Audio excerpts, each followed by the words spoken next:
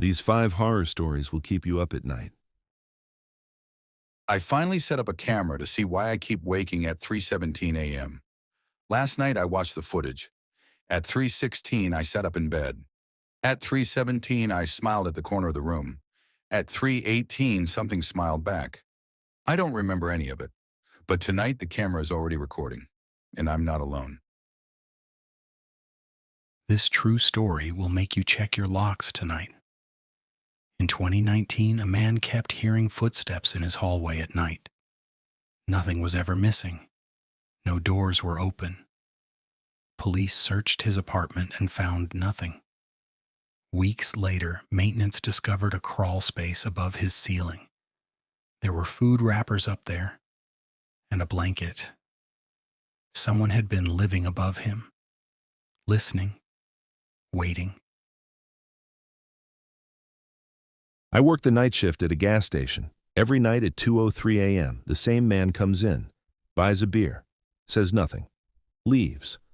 One night I asked his name. He stared at me for a long time, then said, "Mike." During a storm, the bell rang again at 2:03. He walked in, soaked, didn't blink, didn't move. He whispered, "I did something bad." The lights went out. I heard wet footsteps getting closer. When I turned my flashlight on, he was already behind the counter. He started screaming, "I'm going to kill you." And he did. My phone rang at 12:47 a.m. The screen said no caller ID. I answered and heard myself breathing. Not recorded, not delayed. Real time. I whispered, "Hello?" The voice copied me perfectly, then spoke before I did. It said, "You're about to hang up." I dropped the phone. It stayed connected.